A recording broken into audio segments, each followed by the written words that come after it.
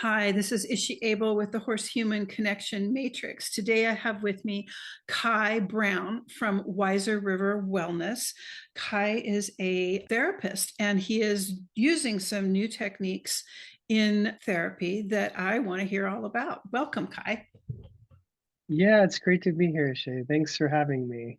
I have my own practice called Wise River Wellness, and just a little background to the name because I think that might be important. In a former life, I was working as a watershed scientist.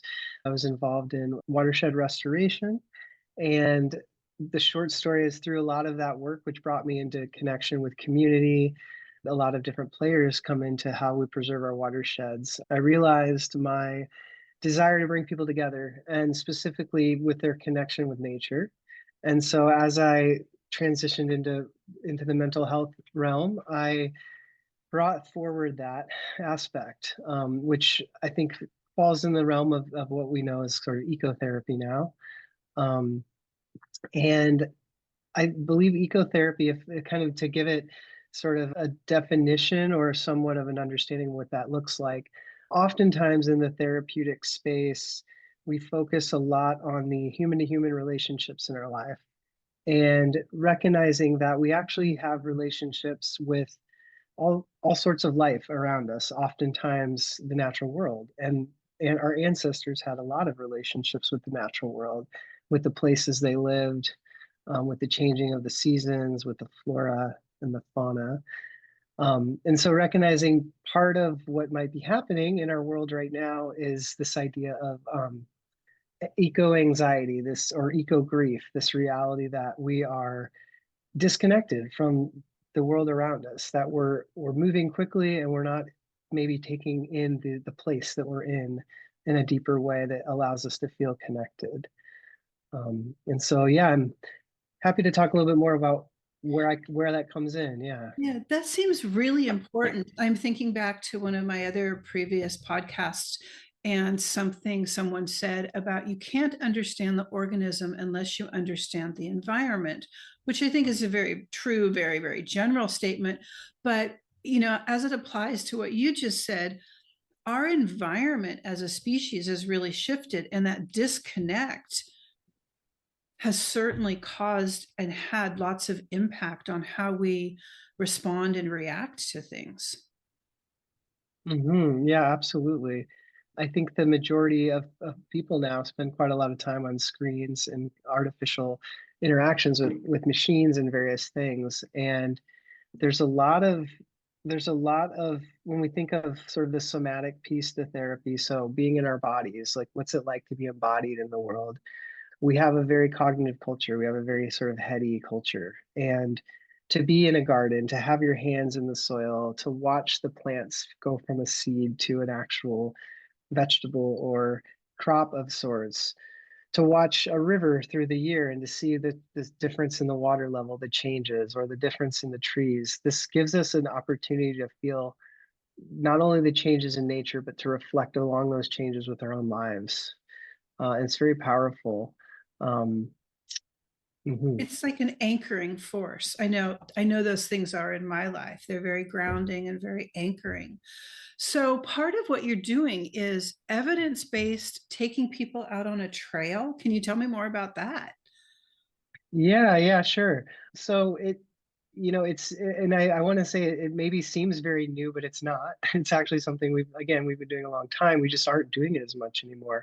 I think in the pandemic, a lot of people discovered nature again, the rise in people being outside. I don't have the actual statistics on that, but it just seemed like from what I heard from my community here in Oregon, a lot more people were wanting to be outside. A lot of trails got more busy. And yeah, people are starting to see the benefits of fresh air, fresh experiences in nature. And so part of that for me, and also part of that is that in the past in the therapy space, we're often sitting in a room, we're sitting on a couch, we're not really moving a whole lot. We're under lights. Often some places it's even fluorescent lights.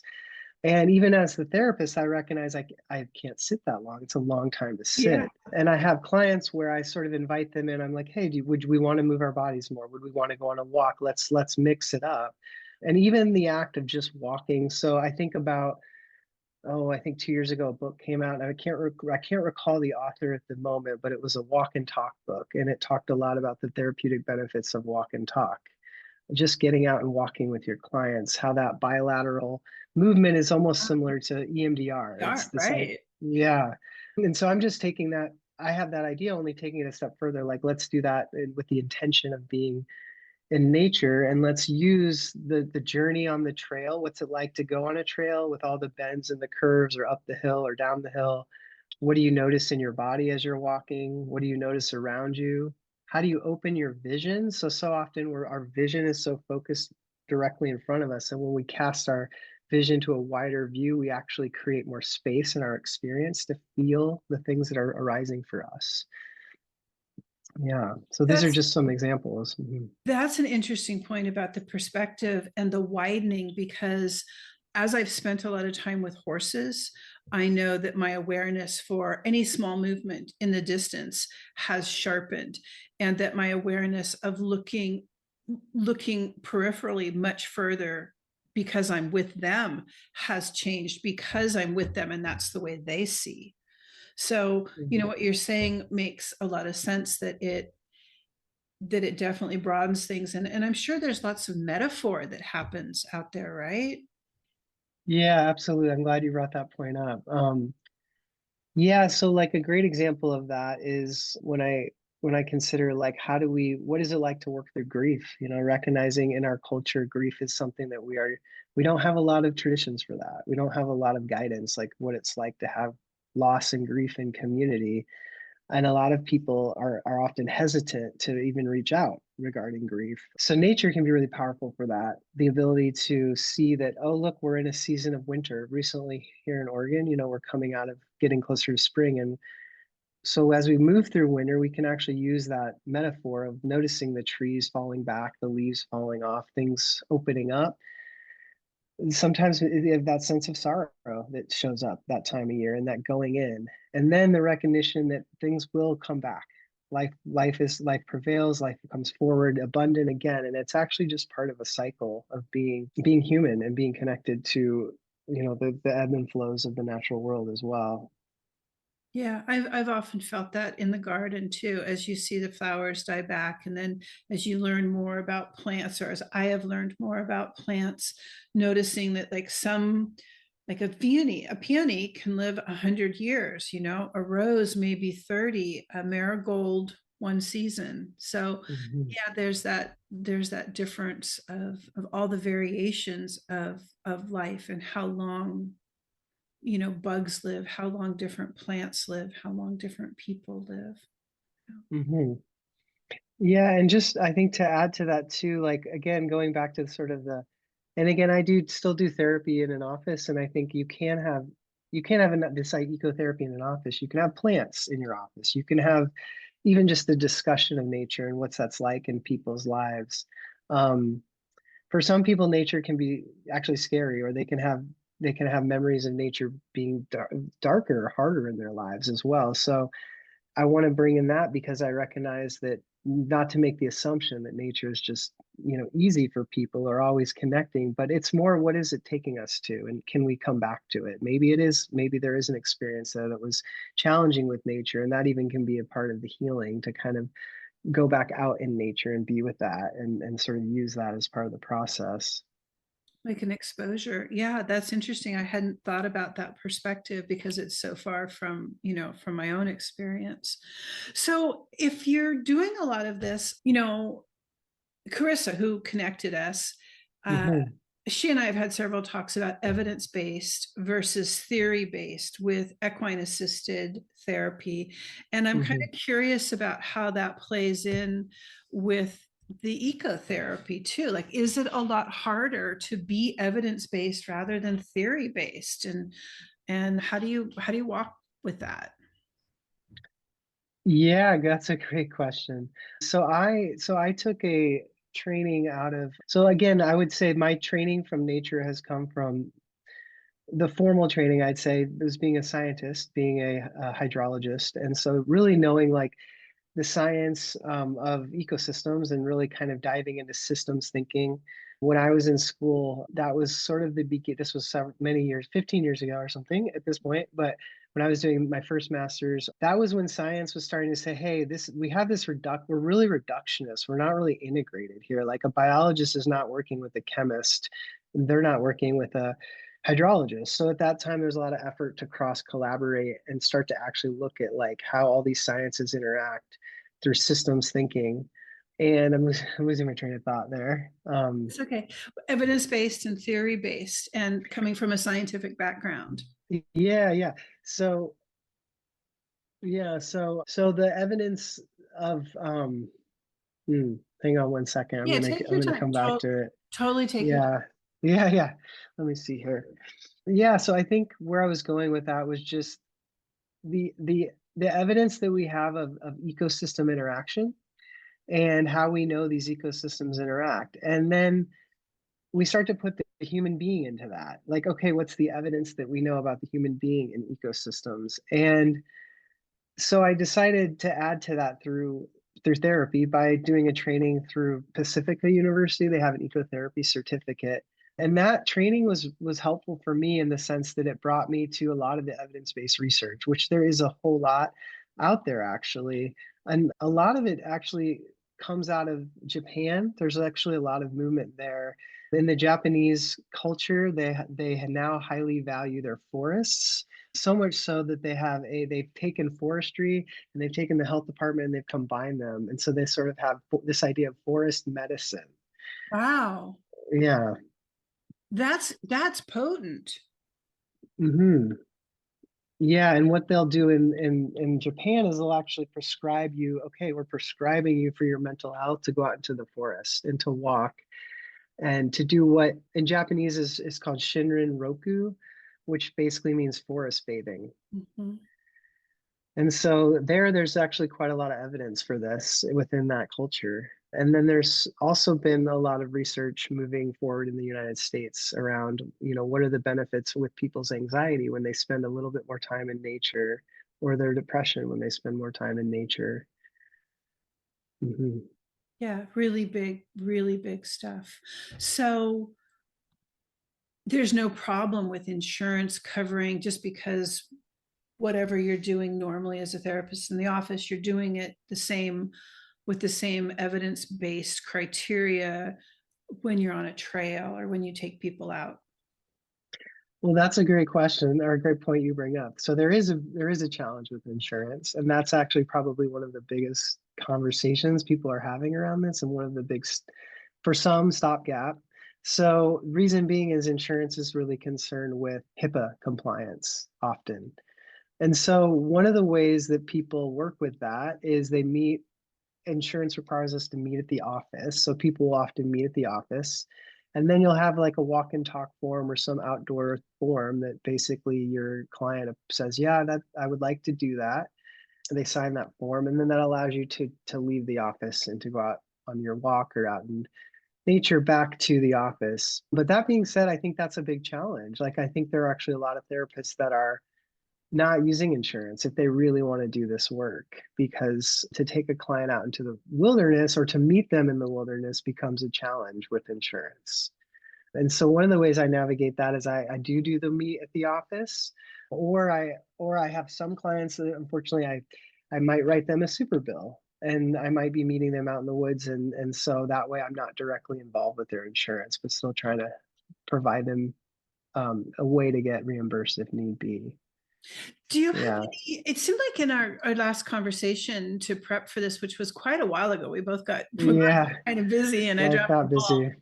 But it seemed like we had some conversation around retreats or creating workshops or things that could bring in more activities from primitive cultures that were really good for brain health that kind of Mm. fit into this model that we're talking about.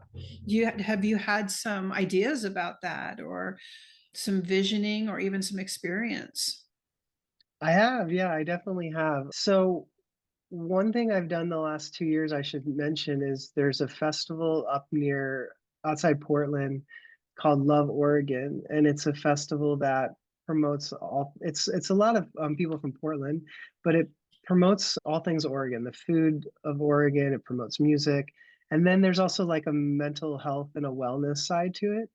And they've invited me to come up. I also play music, so I've gone up to do that. But the main thing I've done is actually led a workshop around embodiment in nature. And so what I've done there essentially, and this is evolving, is I've been able to take people and a group of people, and we actually first we start off and we talk about, okay, what are like pivotal experiences for you in that natural world? What's your relationship to the natural world like? And it's so interesting because people very much tend to have these formative experiences like, oh, I remember that tree in my yard, or I remember when I used to go out in the field with a grandparent, or some fruit that we used to get, and so forth. Now, some people might come from really urban environments and maybe have very little experience, but it may be a park that they used to go to, like just that little park or something nearby.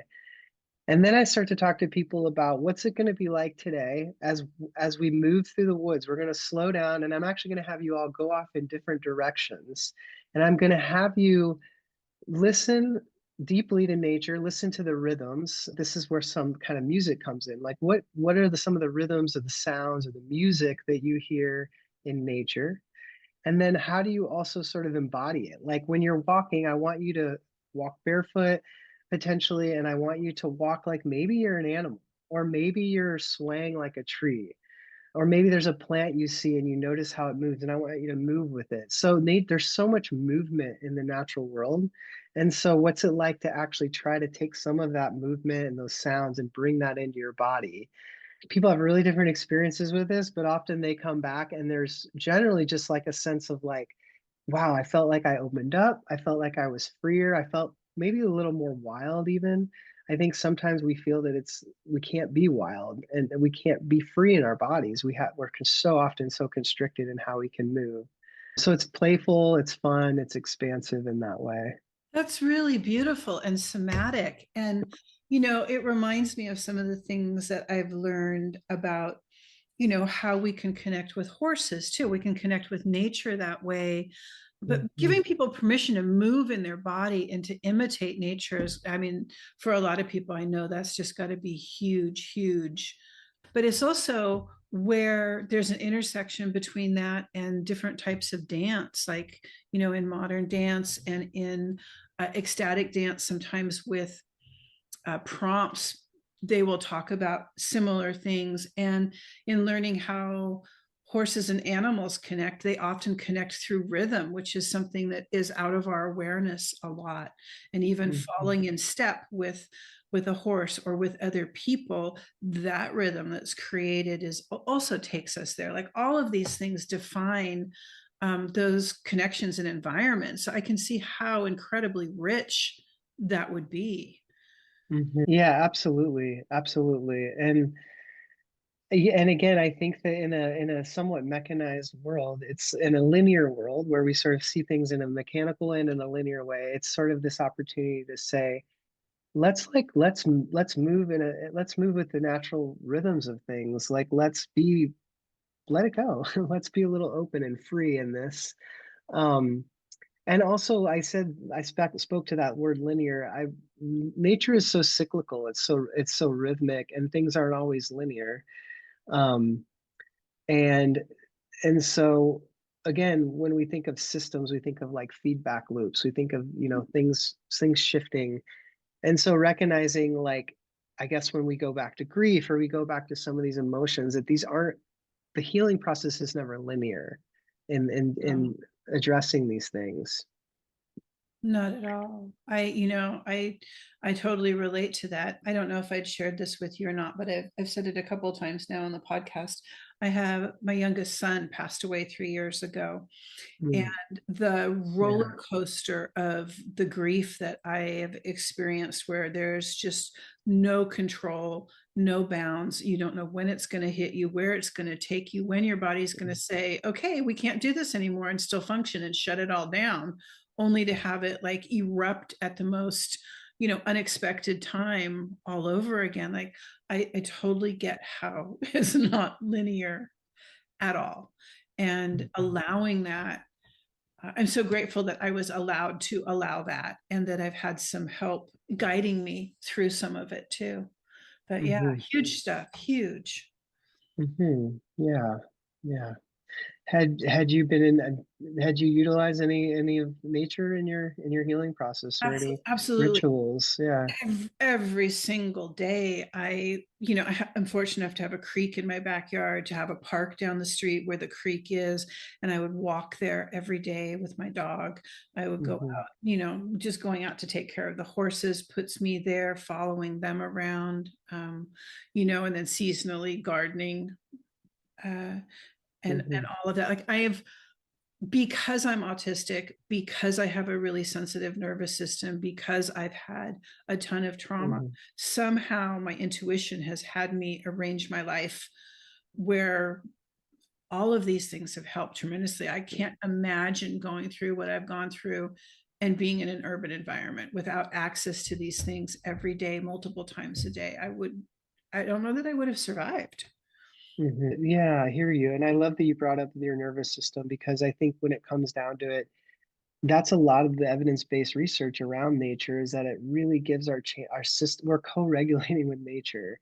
And I think when I'm out there with with clients, I recognize like rather than, in the therapeutic room, in the room, I work with couples and I work with individuals, occasionally families. And a lot of that work is co-regulation in the room, teaching them how to co-regulate, myself working on my presence and co-regulation with them. Sometimes though, as a therapist, that it can be challenging, right? We're taking things on, we're really embodying that, and that can become a lot for the sort of the single individual. In nature, I feel this incredible support from the natural world around me, as if I'm just bringing you into this space, and this space is going to naturally be available for co-regulation. The trees are going to help you co-regulate. The wind is going to help you co-regulate. Just the lack of noise and sound and the natural sounds or industrial sort of car sounds, the more natural sounds we hear, there's really something peaceful about that. Yeah, it's huge. I'm getting Yeah. goosebumps as you're talking about that because it's like the container, right? But it's not an artificial container. It's our natural container. It's our natural environment. And like you kind of started off saying, when we're cut off from that, like of Hmm. course we're having trouble regulating. Of course we're Hmm. having trouble dealing with our traumas. Hmm. Yeah. Yeah. Yeah, and I think our ancestors, they had an intuition for this. They definitely had an intuition for going and visiting places and having these sort of rituals of returning to places and using places to offer prayer and offerings and various ways to sit in that.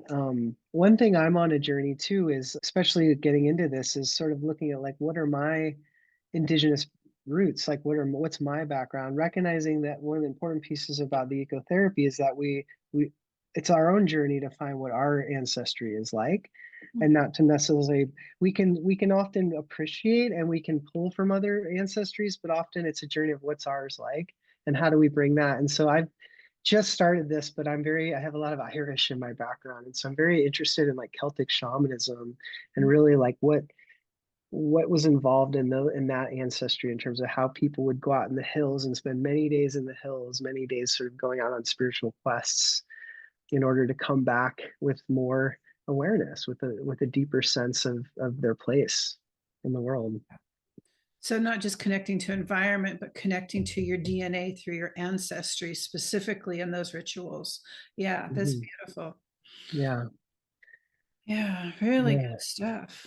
yeah, yeah. Hmm. So, what other thoughts do you have on the subject? Yeah, yeah. Well, a big piece too, and we'll see where I go with this direction is just so when I go back to my science years doing the science, one of the things is I was looking a lot at climate change at that time, and I was deep in the research. I was at the University of Arizona, and there were some people in that university that were on the like the UN panel on climate change. So we're talking like top level climate scientists and hearing about a lot of things that are now happening, like an increase in wildfires, more erratic events happening in terms of weather events and things. So hearing about all that happening and now living in that more. And I recognize that if we don't reconnect people to the importance of the world around us, to the natural world, Mm. we have no chance in shifting these things either. And so not only is this important for the individual healing, but I think it's also important to be able to continue to be in to kind of continue to be in concert with the planet around us as well. And so for me as a personal journey, it's been a way to continue to do that work, but to do it on a much more one-on-one basis with people and to really bring people back into. And I have a lot of clients, and maybe this is because of Oregon, but I have a lot of clients that sort of already show up and at least have some appreciation. Mhm. But every now and then I'll have people who, as I surprise them when I'm like, oh, hey, do you want to go out and do you want to spend some time on a trail? Yeah, maybe. And there's almost like this kind of like, we're not used to that. We're used to being inside. Like, therapy's always in a couch and in an office. And one of the things that's really cool is when we go outside, we have to step over, sometimes we step over, I try not to do too crazy of hikes, but I mean, sometimes we do go over rocks or we step up stuff. And there's a shift there where we're both trying to get up that thing or we're both trying to move around that Mhm. trail. And there's a lightening. The relationship between us becomes a little less formal, a little bit more human in a way. And people tend to feel like they can open up more because we're both on this adventure together as well. That And makes so, that makes a lot of sense to me. It makes a whole yeah. lot of sense to me. I know I keep bringing it back to horses, but Yeah, yeah, that's what I know. that's your But world, yeah. there are also studies that there are endorphins released when you travel in a herd. And I've Mm, myself have experienced it. And there were some studies that they did with some veterans, actually here in Oregon, where walking in a herd, if you have pain, the endorphins that are released end up taking care of the pain, at least temporarily. And so that's a little bit like there's a joining of what you're talking about, not just of opening up, but of connecting, of walking together. Like that act mhm, is really powerful. You mhm. you brought up something interesting too about like working with the individual and how it applies to us taking care of the planet in that same way. And this might be a little bit, throwing you a curveball here, but Yeah, sure. I know that you're that you work a lot with couples. And so an idea that's gone through my head quite a bit is we have a lot of problems in our romantic relationships, our couple relationships that are, I mean, you could probably name five that most people you see have five Yeah, issues that are very common, maybe more. yeah. And I'm starting to see a lot of those things as cultural issues, not really necessarily individual issues. I mean, they're individual issues also, but by healing them in Mhm. individuals, it seems like there's a way to take that out to make shifts in the culture as well. I mean, does anything occur to you as I say that, or have you even thought about that sort of thing? Oh, yeah, yeah. And I'm trying to think of where to sort of dive in there. Definitely, yeah. I mean, I think, yeah, obviously with thinking about the regulation piece, right? And finding a way to regulate. So we're in a very self-regulating culture. I would say like many of us have to self-regulate. We don't often have co-regulation opportunities. Mm-hmm, And if we do, they might be with our primary partner. So mm-hmm, now we have a lot of pressure. We have this person that we have to regulate with, and we may not have a lot of other resources. So we have to be good at that. And if we're not good at that, it's really hard. It's really hard. A lot of pressure on couples these days with limited resources.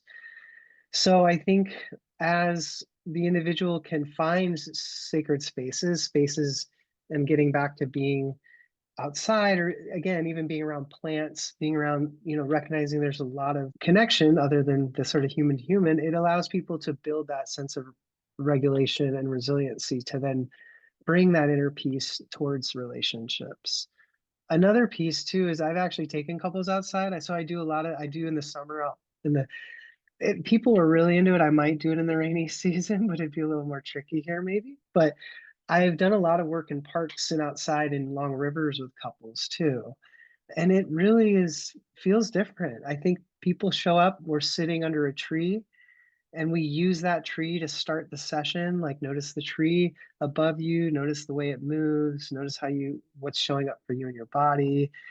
And it's really amazing how the two people can use that to start the process of regulating and come back to that. So once again, it's not just me, it's Mhm. the environment I'm in that's supporting that. Right. Yeah. Yeah, that's big too. Wow. So I'm not sure if I totally answer your question there, if you might kind of come back to that. Yeah. Yeah, I guess some of my thoughts on it get a little Yeah. more complicated. Well, control comes up, front and center, because that's an issue that so many people deal with. And in what I've learned for myself, it's usually about safety and trust. And so if that exists in a lot of, if too much control or illegitimate control or grabs for control are part of a dysfunction in a relationship, looking at our culture, Mm. how our culture like perpetuates that, how our culture is a reflection of that, or is the relationship a reflection of how that plays out in our culture? Yeah, that's a great question. So, like, is this coming from that's the kind of the couple and then moving out into society, or Mhm. is it coming from society and back? It's probably, I'm just throwing it out there, it's probably Mhm. both to some Yeah. extent. They're probably interweaving, definitely. Yeah. And so I guess the second part of that is, as we address it in either place, whether that's in the workplace or in some other Yeah. larger place in our culture, or we address it in the individuals, can we take the intention, that this will affect, and that either the individual or the culture will respond to what happens with either the individual or the culture? I mean, they're tied together in my mind. They're tied Yeah. together. Yeah, absolutely. I mean, I think from a lot of my training and background, just recognizing like how much context affects our mental health, right? Where Mhm. we're from, like so much of that. So that it is very much tied together. But I do think like it comes when I bring it into the couple, I sort of envision like people come in to me and to see me, and it's often like, we're not going to you're not going to stop fighting. You're not going to stop having issues. You're going to get better at repairing those issues. You're going to get better at acceptance, and you're going to get more skilled with, okay, I'm again back to like, I'm dysregulated. How do I re-regulate? And what are the methods that we do for that? And so much of that is being resilient and adaptive and flexible. And so then I'm going to bring it back into having experiences as couples that allow you to adapt and to be open and to be flexible. I think a lot about like adventures that people might have where things go wrong, and how one couple that becomes the end of it and they lose sight of it, and there's no control and it becomes a back and forth. And I think about other couples that sort of embrace it and it ends up becoming a growth opportunity, an opportunity to be more flexible in life. And I think that How they respond. how they respond, yeah, and how they support one another through that. Yeah.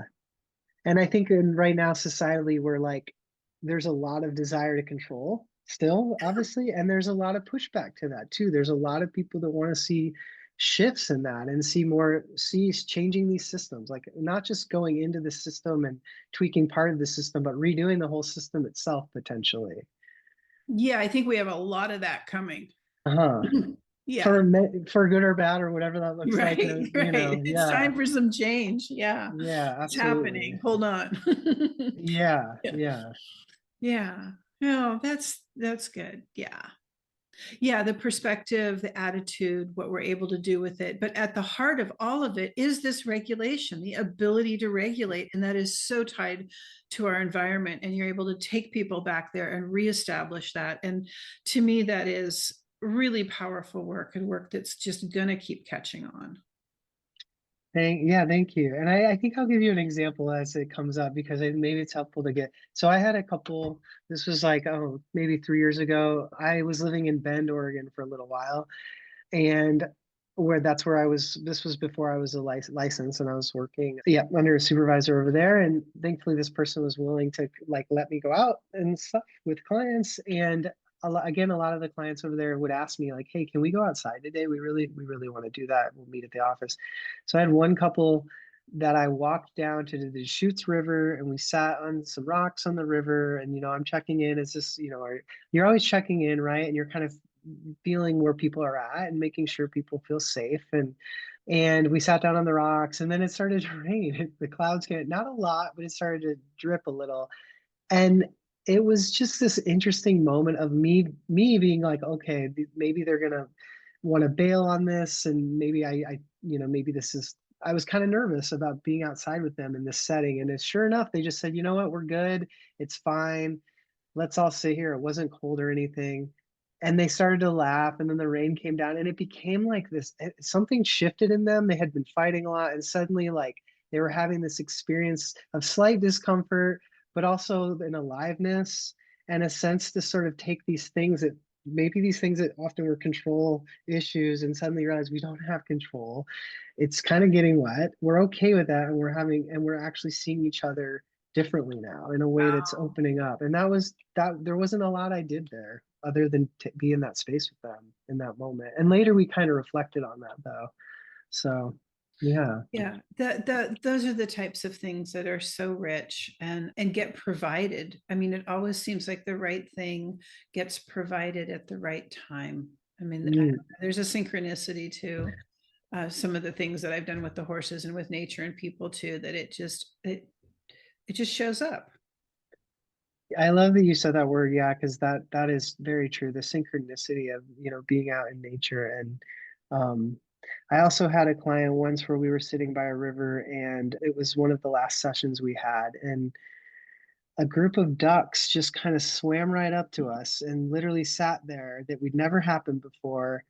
And we just looked at the ducks and we talked about and then the memory came up around the client like feeding the ducks with a grandparent many years earlier, and that how important that person was to them. And we really used that moment to kind of talk about our relationship and what was ahead for this person. And it was a really beautiful moment.